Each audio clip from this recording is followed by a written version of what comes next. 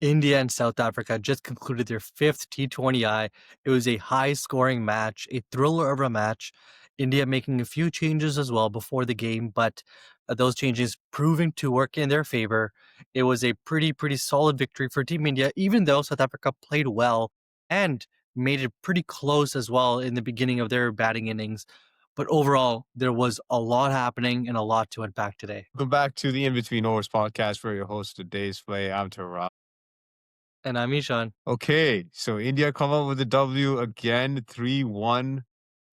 Great series for them. The fourth T20I, by the way, was washed out. We didn't get to cover that because obviously it got abandoned. Not washed out, but apparently they couldn't play in the fog. And so here we are with the fifth T20I.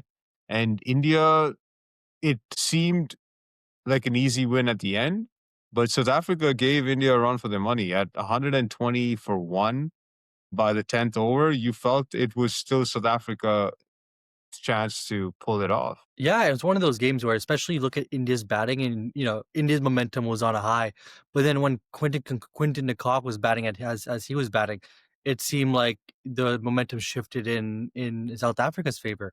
But then a few quick wickets that did transpire in the middle overs kind of did swing the momentum back for India. But it was a great match where there was up and downs for both teams, and it kept everyone engaged. I think the bowlers that stood out for me was Bumrah and Chakravarthy. I think their performances, especially Chakravarthy, even though he went for 53 runs in his 4 overs, his 4 wickets, especially the wicket of Donald Ferreira, unbelievable ball to get first up. You felt that Ferreira at that stage, if he got his eye in with the form he's been in the last year or two for South Africa and domestic cricket all around the world, you felt that he could have done something special. But to get that one first up, unbelievable ball, got him out. And then Bumrah also was the one who broke that partnership where De Kock looked at prime touch and he comes in and gets a cotton bolt out of nowhere. De Kock completely stunned. And those moments I felt changed the game. De Kock first and then Chakravarthy getting Ferreira out. Yeah, and again, Bumrah class as always, getting those key wickets, and very quickly on Varun Chakravarthy. And I know Kuldeep Yadav was obviously not playing this match, but what is similar between Yadav and Varun is that they're able to get a second wicket immediately right after a first wicket, which we saw that today with Ferreira. He was on a hat trick.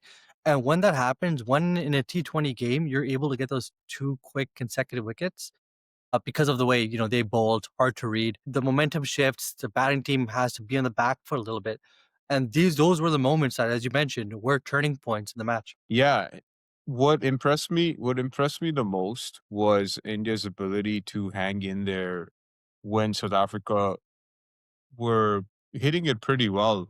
And it was a great batting wicket. It was a great batting wicket. It was tough for the bowlers, but the bowlers found a way. And none more than Bumrah's performance, his 4 overs, even for 17 runs. That's the game right there. And I always feel in big games, not big games, but big run scoring games where Hmm. both teams score a lot of runs. It's a great batting wicket. It takes one bowler, one spell to change the game. And you just need one bowler to step up. And for India, it ended up being Bumrah with the 17 runs that he gave in his 4. Yeah, no, exactly that. And it was, as you mentioned, those wickets, and followed by some wickets coming in from Pandya as well as Arshdeep, kind of really did make it hard for them to score because of the way that India batted in the first innings. They batted so much that you needed to keep the momentum going forward through the middle overs, but the score was so large that it was just difficult for them to keep it in third, fourth gear. Speaking of batting, India's batting, great performance to get to 231. We'll start with the openers, Sanju Samson, Abhishek Sharma. No Shubman Gill got a toe injury. I was surprised not to see him, and then I thought I didn't know why. And then I saw it was an injury. I would have been surprised if he got dropped. But yeah, so injury, Samson comes in, and he looked good. He looked good in his 37. Hey, call it an injury, call it a drop. We don't know what it is, but hey, Sanju Samson made more runs than Shubman Gill made in the first three matches, which says a lot. This was Samson's position before Shubman Gill came into the team.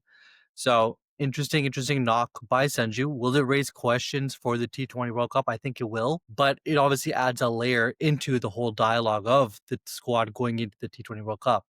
Abhishek Sharma, a few quick words on him. Played great. I think we all know what we can expect from him. You know, like, and I hate saying this, but where he was not at the strike rate, which we usually see him at, which is above 180. He was 160 today, which is great, but you'll get that. You'll get that 150 to 180 strike rate from him in the opening power play. And that's kind of when it's It's funny how we get used to how people play. Because when I was looking at the score and I was like, oh, Abhishek Sharma, 19 from 13 balls. Like it's kind of kind of slow for yeah, him. yeah. But hey, no, it's hard. It shows how hard it is to keep at a 190, 200 strike rate in consistently in every match, right? And 160 is considered to be amazing. And for us to say, oh, he's a little under par says a lot about how good he has been in the recent past. Well, it's that as well, don't get me wrong, it's that, but it's also the way that some of his teammates are playing. Tilak Varma as well, he played an great iconic knock today as well. Yeah, Tilak Varma, I've said it before and I'll say it again. He needs to be a lock at number 3. I don't want to see anyone batting at number 3. I know it used to be Sky's position, but Sky is, we'll talk about him. He's a bit under the weather when it comes to batting right now. And I feel that Tilak Varma just knows how to go through the gears. He knows how to play different match situations. We saw that in the Asia Cup, in the Asia Cup final, biggest stage of them all, or one of the biggest stages of them all. Played a match winning innings in this match as well. He shepherded the batting unit while still maintaining such a healthy strike rate. This strike a 170 strike rate, scoring 73 runs is insane coming in at number 3 in a T20 game. It really is, and he showed it, and to your point, I think he's snatched and grabbed the 3rd batting position with both hands. I don't think anyone should be taking it, but that does add the question. Sky had as you quoted, a underperforming series. He's had an underperforming year in T20 as well. The World Cup is only a few months away. Samson played well today. What is your perspective on Surya Kumar Yadav, with also considering that he's captain? I think because of the World Cup around the corner, it's too late to make a change. I think he's going to be playing the World Cup. He's going to captain the World Cup, and that would probably be his last tournament. If India end up, I hate to say it, but if India get anything other than winning the chip, he's probably going to be out of the team. Especially if he doesn't score consistently during the World Cup. If he does score, he may lose captaincy after the World Cup, may still be in the team, but there's a high chance that he may not be in the team because of his age as well, and because of all the other players available to play for India, and because it'll start a new cycle for the next World Cup, right? So anything less than a World Cup win, I feel we may see the last of Surya. No, I agree with that. Very fair.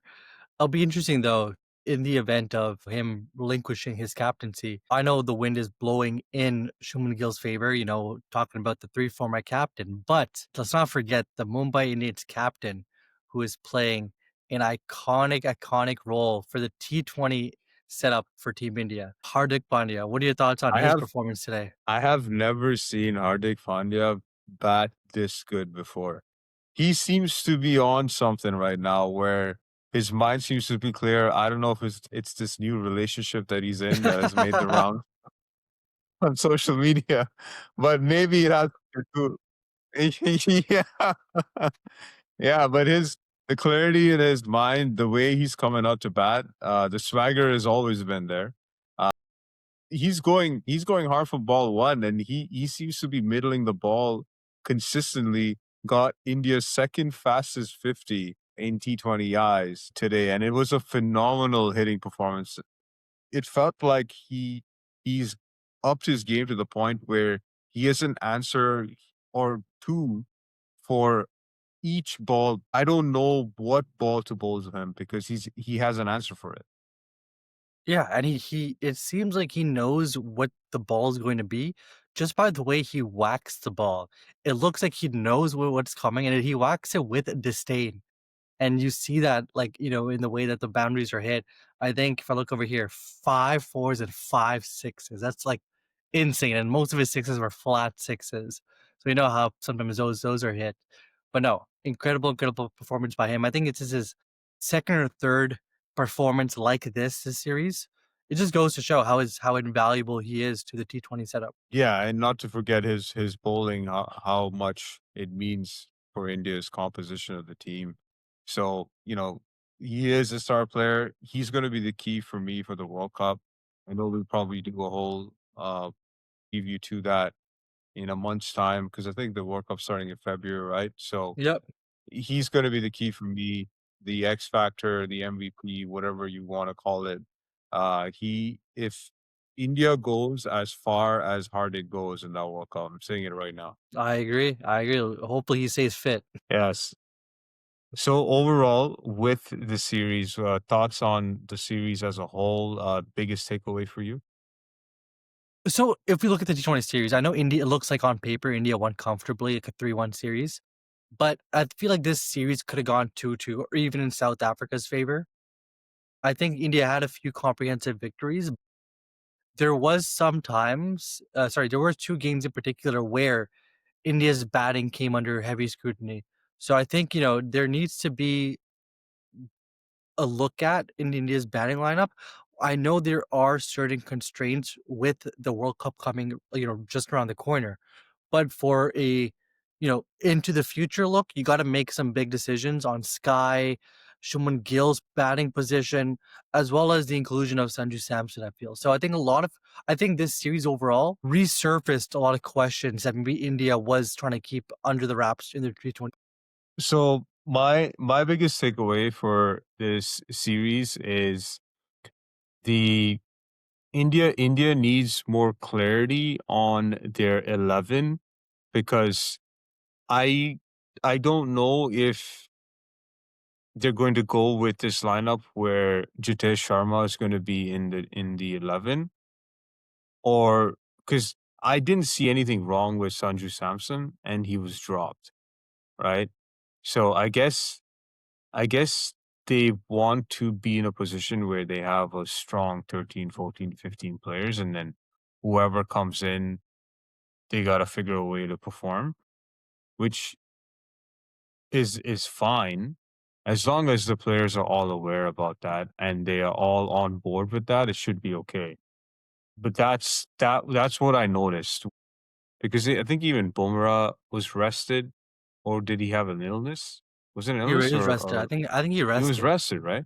Yeah, Yeah, yeah, so yeah. it feels like they're trying to do this thing where they're trying to keep the squad in rhythm where they're chopping and changing. Oh, history shows that usually a settled lineup are ones that wins World Cups, but then Mhm. you also have injuries here and there, and so you need to have players ready.